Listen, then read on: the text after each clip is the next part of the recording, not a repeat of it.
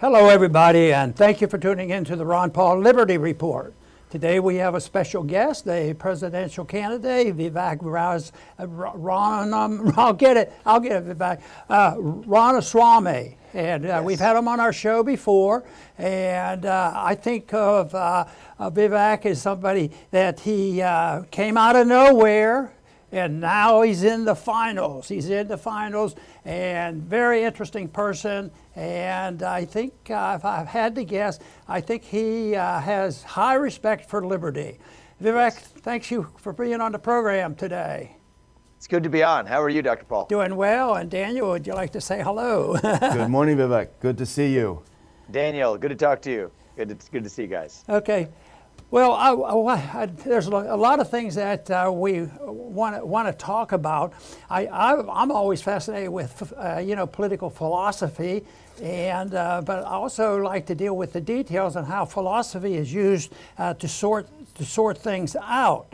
And I find you very fascinating because you do have beliefs, which is something that Washington is not immune to, except their beliefs are weird. And I'm just wondering whether you've run into that at all. As you've campaigned now, what month was your announcement? I announced in late February. Okay. End of February. Yeah. Okay, during this time, you're a candidate, and a lot of things happen in those first 6 months and still are happening for you, and you're well known. In that period of time, was there anything that you really learned completely, about politics or about economic policies? Yeah, well, yes is the answer on both fronts. Now, I would say that I began with a much clearer vision of policy and a much clearer vision of what my own political philosophy is. And so there, I think the learnings have been around the edges, around details, but the basics, I am where I began. I think about politics, I've learned a ton, and it hasn't all been for the better. I will say that I came in already jaded. I am far more jaded than I was when I came in about the fact that even many times when people are giving you what they think of as what I would assume are authentic alternative beliefs, those are really just synthetic alternative beliefs. And what I mean by that is I think every politician, not everyone, but most politicians basically dance to the tune of their biggest donor. I think that's something that has been eye-opening for me. I think it's been eye-opening for me how equally true this is amongst Republicans and Democrats. And I think that I am more, I would say, cynical about the Republican Party than when I began as well. Those are some examples about politics of where my learnings have come out. Okay, in campaigning, everybody's mischaracterized and everybody distorts and demagogue and all this. But what issue or what have your opponents said or the media have said that has mischaracterized you? Because you probably list 10 of them, but which is the one that they're really off base and trying to picture you as believing in something that you don't want any part of? Is there one thing? Yeah, I think there's a long litany, but I would say one of the most recent is trying to sort of put into my mouth some of the things that I believe are hard facts about realities where the government has lied to us. So I've been pretty vocal about certain areas, Dr. Paul, where we know for a fact the government has lied. The government lied to us about Saudi Arabia's involvement in 9/11. They lied to us about the Trump-Russia collusion hoax that never was. They lied to us about the origin of COVID-19 and the role of the U.S. government in funding gain-of-function research abroad. They're lying to us now about how money is being spent in Ukraine, about the truth of what happened and at least what is and is not known about January 6th.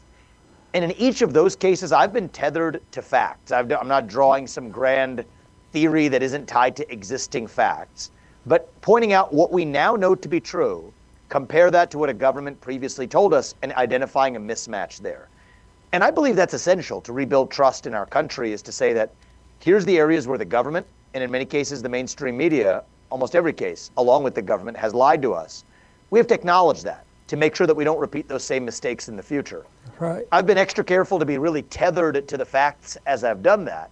But of course, the media prefers to put words in my mouth that I never said as an effort to sort of create a caricature of it to avoid engaging with the substance of what I have pointed out. And I think that that's something that, I think is predictable, but it takes somebody who is also able to cut through the nonsense to be able to get the actual facts. Okay. Daniel has a follow-up question for you. Hi, Vivek. I'm glad you're on the show again. You mentioned the media. I think the networks owe you a big debt of gratitude, because if you weren't on that stage, literally there's no reason to have watched the GOP debate. You know, Trump is in a way kind of a victim of his massive lead. He doesn't have to show up. So there really aren't any primaries. And if it wasn't for you on the stage, nobody would be watching Chris Christie and Nikki Haley talking about which countries they want to bomb first. But, you know, it was amazing, this recent town hall on CNN, you have to say. And when Abby Phillip was interviewing you, and everyone is talking about it, it just blew up Twitter, X, when you touched the third rail and said, as you just said, the government lies, the government lied about January 6th, and we need to know how many federal agents were in there. Yeah. And at that moment, the media took over and said, you're wrong, don't say that, don't say that. And it's just fascinating. Would love to hear your view about the media as a gatekeeper, exposed at that moment, telling us what we can know and can't talk about. Yeah, it's very fascinating. I mean, when you're talking about certain topics, maybe they're okay with hearing dissenting views, but certain third rail topics, they lost their minds. Actually, I believe they ended the town hall 5 minutes earlier, before the top of the hour, just to make sure that things were under control from their vantage point. So what I stated were some hard facts. What do we know?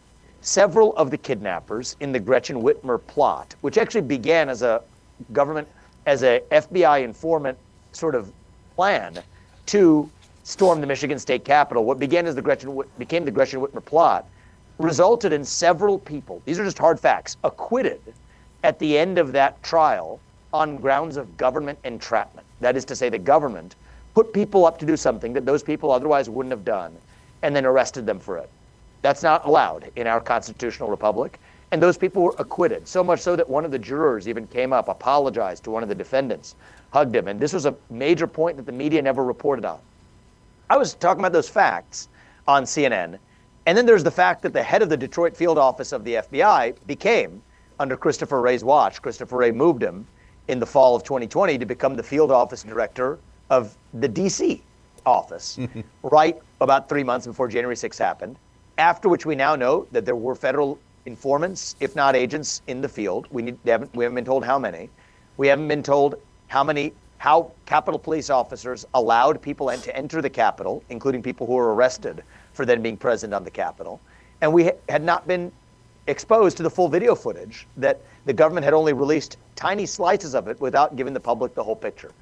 Everything I just told you is hard fact. But the experience that I had with Abby Phillips was, she asked me a question so as to get credit. The question she asked was, you said January 6th was an inside job. Actually, on the debate stage, I said the evidence suggests increasingly like it's looking more and more like an inside job, which means entrapment. But she mischaracterized what I said. And then hearing me respond to it started to cut me off every time I'm giving what I think she recognizes her audience would see as, oh, this is a reasonable response of facts he's giving me. I think that's what they fear more. I think if I was just spouting off unsupported conspiracy theory garbage nonsense that was unsupported, then I think that they would have been fine to let me go and then caricature me afterwards with a whole episode they could devote to fact-checking me. But in this case, I think they viewed it as far more dangerous to their agenda. When I'm offering just cold hard facts, I didn't raise my voice with her. I would say the same happened in return from her to me. Yeah. But if somebody's cool-headedly laying out the facts, I think they find that far more threatening to their agenda, rather than somebody who actually is just spouting off unsupported conspiracies. Very good. You know, very often they're slow to realize, but economic policy ends up being the most important issue. I always claim, some people say, oh, he votes from his head, he votes from his mind and all. And I think people vote from their belly when they're hungry. Yes. And I think economics is a big deal. And you have talked about economics, but now we have Biden economics, so I guess that's clarified everything. So, but I want to ask you about that, because it's a truth matter as well. Do they lie to us about statistics? Do they do this? Do they fudge things? Do they tell us things are better than they are? Is inflation controlled? that whole issue. But the precise question I want to ask is, what is your concept of the business cycle? Where does it come from? You know, the left generally says it just, you know, that's part of capitalism. You have to put up with that. But I want to know where you think the business cycle comes from, and what politicians might do. If you have a different opinion than the conventional wisdom, what would you suggest the president ought to do about the viciousness of so many of our business cycles? Perfect. And there's two questions in there. I'll address both. Is the government actually fudging the numbers and what they're reporting? Maybe, but really the way they're fudging it is the selective highlighting of certain numbers versus others, right? And so you've been hearing this narrative of how job growth has actually outpaced expectations. Well, the sector with the largest job growth numbers this year was the government that added the most jobs, right? That's not driven by private sector growth, it's driven by government growth. What do we know? Prices have gone up. Wages have not gone up at the same level of prices. Interest rates have gone up in the name of fighting those wages. And so many people at home aren't buying that Bidenomics myth. And so it's less that, okay, they miscalculated the numbers and the number was, 7, but it was actually 3. But it was more the selective disclosure of numbers that in some ways makes the lie that much more credible. That's what I think is going on with the government fudging numbers. Now, on your point about, I would say the more important point about underlying business cycle theory, here's the answer, in my opinion. I think the Federal Reserve and its behaviors over the last 25 years, especially since a lot of the Phillips curve obsessed academics sort of took over the Fed in the late 1990s, what happened is that they have created boom bust bailout cycles that would not have existed without the Federal Reserve's intervention. And since we're talking, maybe I'll give you maybe a little depth that I wouldn't go into usually on the campaign trail, but since you asked about it, I think this is a great group for us to do this with.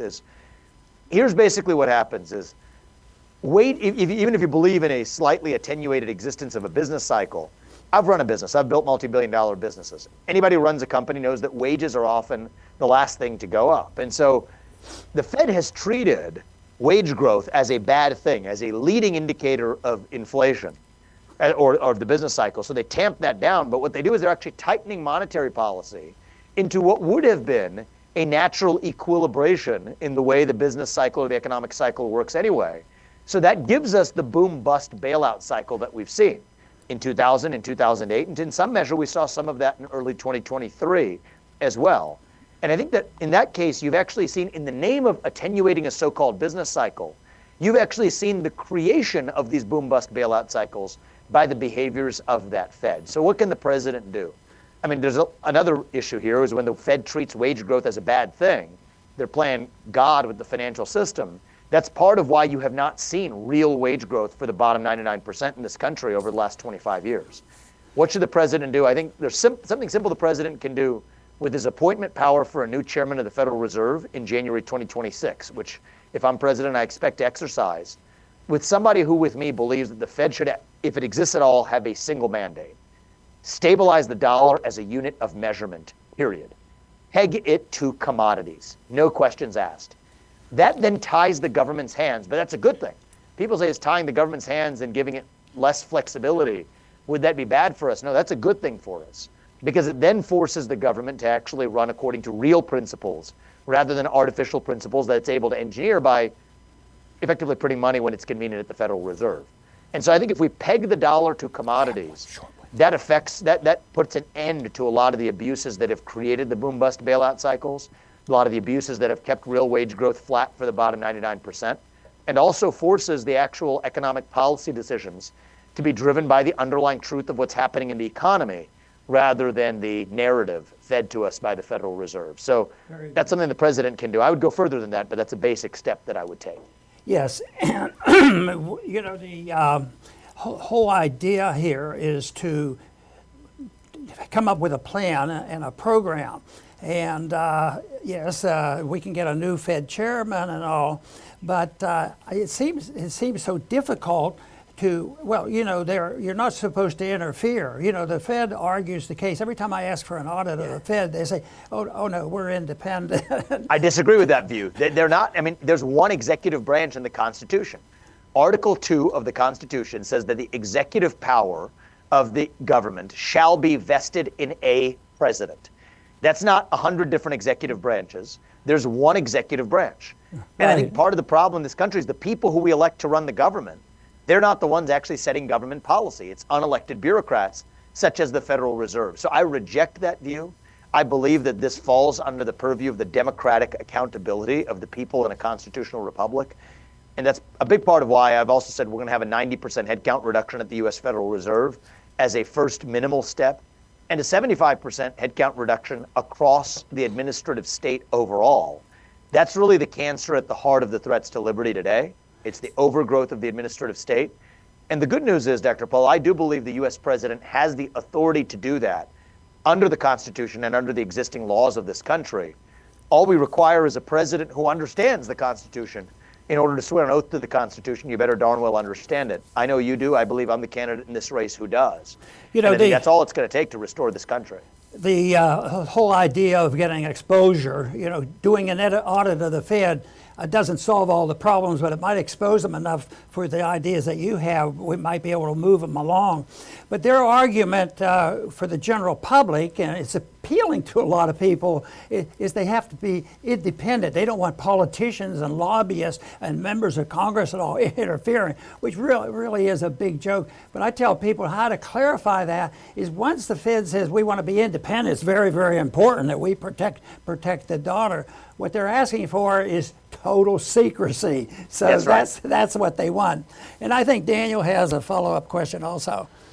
Yeah, I just wanted to mention, I mean, as a foreign policy person, I have to say, for me, the highlight of your entire campaign was that moment, and it was a heck of a risk. Dr. Paul and I talked about it as well. You know what I'm talking about when you turn to Nikki Haley, who the press just fawns over. She really had her foreign policy chops today at the debate. They just fawn over her great foreign policy wisdom. And when you threw out at her, name 3 provinces, you want to go to war with Russia and Ukraine, name 3 provinces. And that look on her face was priceless. I really would love to have you take us through your thoughts and were you thinking, oh crap, I hope she doesn't know. I knew, I was fully confident she had no clue, and neither did Chris Christie.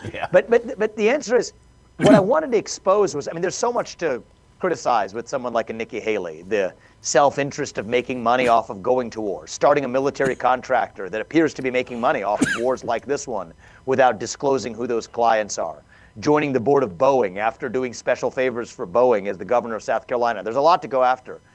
But you actually put your finger on the right pulse there. I like to go after what's the prevailing narrative, get to the heart of what's false there, and then just expose the hell out of that. So one of these narratives is that in Nikki Haley and the neocon establishment, they bring a level of foreign policy experience that's going to be required to lead right now. So again, there are many different places I could have gone after a lot of this neocon movement and Nikki along with it.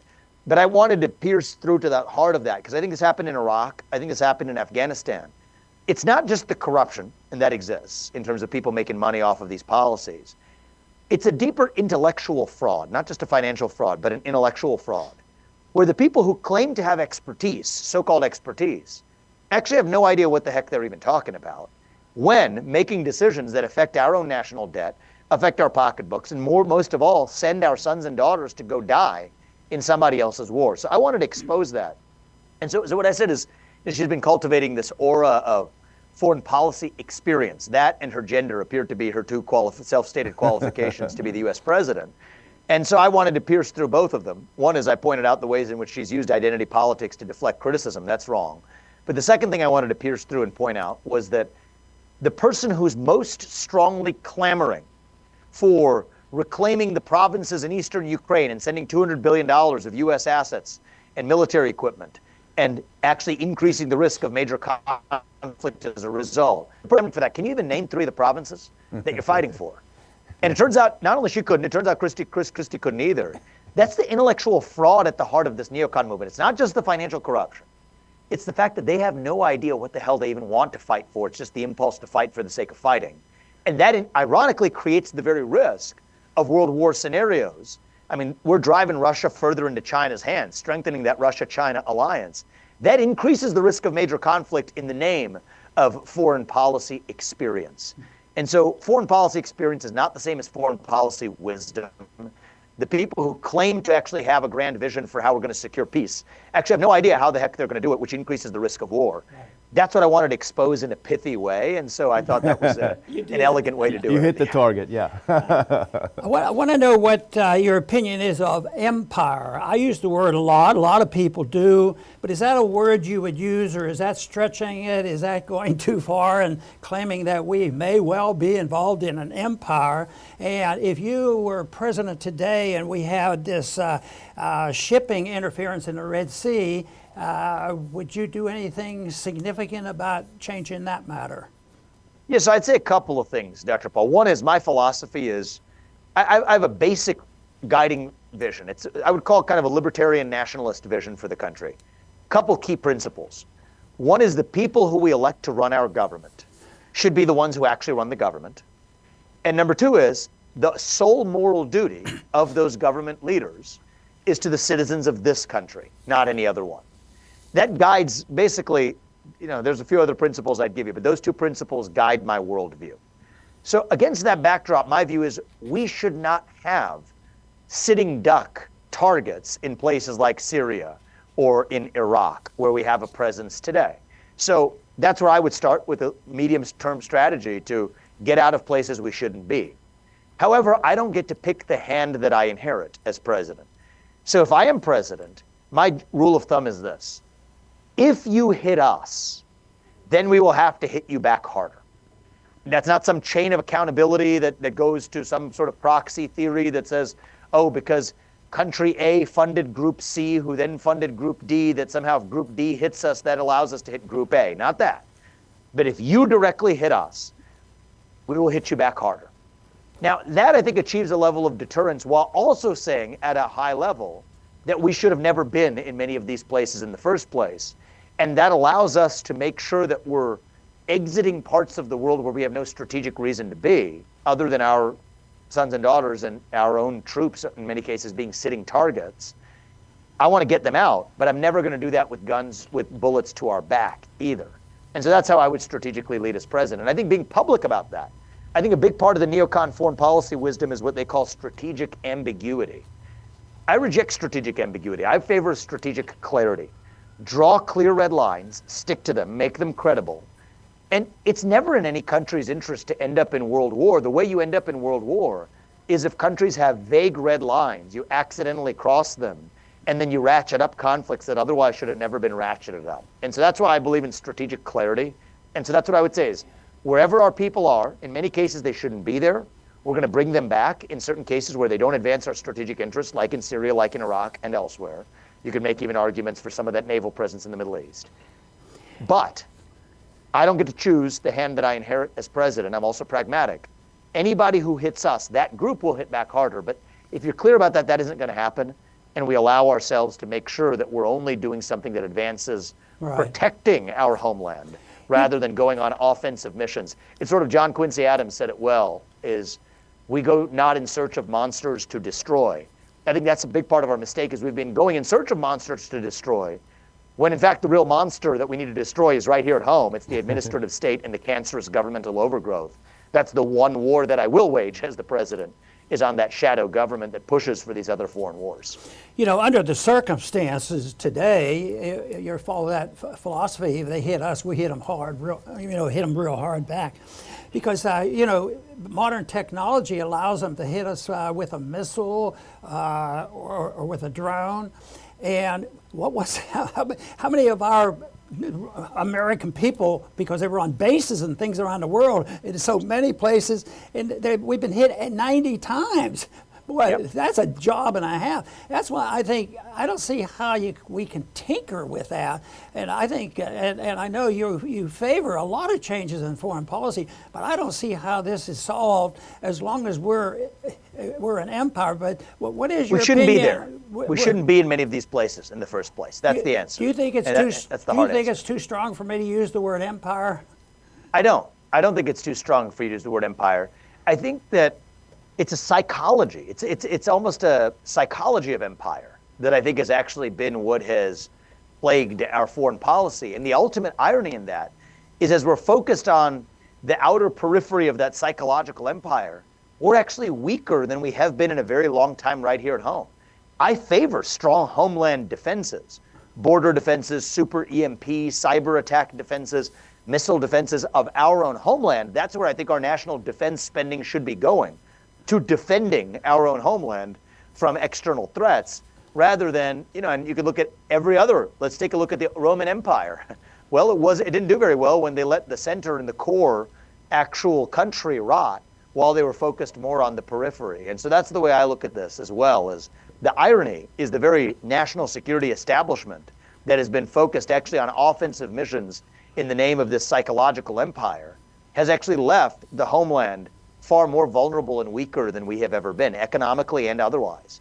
And I think that's going to change on my watch. We shouldn't be handing out foreign aid to countries whose national debt per person is less than ours when we have a $34 trillion national debt problem right here at home. And so that's what I think, true America First principles, we have to define what that means. And to me, it comes back down to those two North Star principles I shared. The people who we elect to run the government should be the ones who actually run the government, a government that's accountable to its people, not the other way around. And that the moral duty of those U.S. leaders should be to the U.S. citizens, not to some other random foreign interest abroad. And George Washington, I think, would have said the same thing, and that's what I would say today. Daniel. Vivek, I have just one last question for you, and certainly, it may be premature, don't take it the wrong way, but President Trump is very far ahead, despite how the media tells us that Nikki Haley is biting at his heels. She's not. So it does look like he'll be the nominee. Anything can happen. You're running a very tough race, that's for sure. But what I'm curious about, you seem to represent a generational shift in the GOP. We're seeing, especially among young members in the House, a different view when it comes to the government and foreign policy, and there are quite a few of them out there. And if you look at polling in America, young people certainly are more skeptical about wars. I'm just wondering, what is the future for Vivek Ramaswamy after this race is over? It's maybe early to say, but I think a lot of people are curious. Well, I hope it's leading this country for the next 8 years as the next president. I truly do believe that's what we set out on this mission to achieve. I believe that, odd as it may sound, looking at the current polling, et cetera, I think we have a path to get there. Specifically, this is a little bit horse race politics here, but since you're asking me, I think we're going to deliver a major surprise in Iowa on January 15th at the Iowa caucus. I'll tell you why. Many of the people who support us are not polled. Actually, Dr. Paul, you get a kick out of this. I get a lot of people showing up to my events wearing Ron Paul shirts. I'm not even kidding you. Actually, it's amazing. I even take pictures of some of them and reposted some of them. But it's staggering. These people are not polled in the Republican caucus going polling. A lot of them are young people. As you said, many young people actually find a lot of my message, including foreign policy and economic vision, to be attractive. We're going to college campuses. These people are not polled. And so I think we're going to deliver a shock at the Iowa caucus. So in many ways, the national narrative right now is I'm in fourth place. Well, I think that if we are sitting exactly where we want to be sitting, you want expectations to be low going into the Iowa caucus. If we shatter those expectations, I think that could propel this campaign forward. And so that's what I'm focused on. I'm not a plan B person. I've founded successful companies and I've lived the American dream. This country has blessed our family and allowed us to live this American dream, but I didn't do it by being a plan B person, and I'm not going to start being one today. We set out on a mission as a family. My wife is a successful throat surgeon. She's kept her full-time job, saving lives at the cancer hospital here in Columbus, Ohio. Our kids are 3.5 and a year and a half years old. We're making the sacrifices to do this, not because we want to just go through the motions. We're doing this to achieve the mission we set out to achieve, which is not just to win this election. That's just the starting point, but to revive who we are. And so I'm dead set on that mission, and I have a good feeling we're going to succeed at it. Well, Daniel suggested that you represent generational change, and I think there's some truth to that. But I also want to point out that I'm very pleased that you were quite willing to come on my program. Come on this program? Right, generational. I love this program. I love this program because the way I look at it is you can have young people who have old ways of thinking and older people who have younger ways of thinking. So I appreciate this. This is great. Young at heart and young in ideas. I think is the idea. Exactly. I want to ask a question. I think it will be short.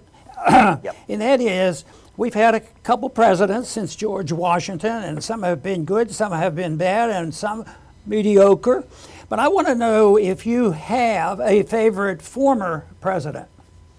You know, I would say less on policy grounds, but more on just personality and orientation. I would say Thomas Jefferson, actually. Thomas Jefferson is somebody who I respect. He was, we were talking about generational change. He was 33 years old when he wrote the Declaration of Independence. He sent the Lewis and Clark expeditions out west. He was a pragmatist, but also somebody who was an intellectual. So, you know, if he were alive today, would he and I agree on all policies? Probably not, actually.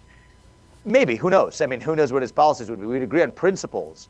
But I would also respect his character as somebody who cared deeply about this nation more than any other. He was probably more interventionist than I would be. He wanted to intervene in the French Revolution abroad when George Washington restrained that impulse, and Alexander Hamilton, I believe, too. So it's less about a policy point, but as a matter of character, of being the pioneer, the explorer, somebody who's an intellectual who can engage with ideas that he disagrees with while still leading a nation. I'd say Thomas Jefferson is probably one who I admire a cut above most of the others, probably any of the others ever since. And so I think that'd be my it's answer. still safe to talk about Jefferson. They haven't canceled him yet, although it could happen. It could I'm going to make sure they don't. Yeah. Absolutely. Vivek, I want to thank you very much for coming on the show today, because I'm sure we've had a lot of interested viewers, and maybe we'll see you again. We'll see you at least in the debates, especially if you can just think up something controversial. Maybe you'll be able to do that. One time somebody came up to me after a debate, and I had mentioned the Constitution or something. And it was a young person, a college student, and he wanted to ask me about it. He was all into it. And I said, well, you know, the guy next to me, he said the same thing. He wanted the Constitution, all this stuff. I said, why don't you go talk to him? He says, we didn't believe him. That's funny. That's funny. So truth is something that young people, you know, I really think there's a difference, and I use words that are cliches, and it might be inaccurate to do so. I says, I like to talk to young college people. I think they're more open-minded, and I said, I think I much rather talk to a college crowd that came from a liberal university than I want to talk to the Chamber of Commerce, who has all those lobbyists there. It's more fun that way too. At least it's honest and candid. So you know, I like that. Well, I appreciate everything you've done in laying the groundwork, you know, the intellectual groundwork for someone like me to now step in and take many of those ideas, that spirit, hopefully, if we're successful, all the way through governing this country. But, you know, people like you have paved that path. And as I said, many of the people who come to our events are wearing Ron Paul shirts. Very good. So we hope to carry the torch. Well, so thanks a lot for having me. Thanks again for being with us today. And I want to address our viewers to thank them very much for participating. And please come back soon.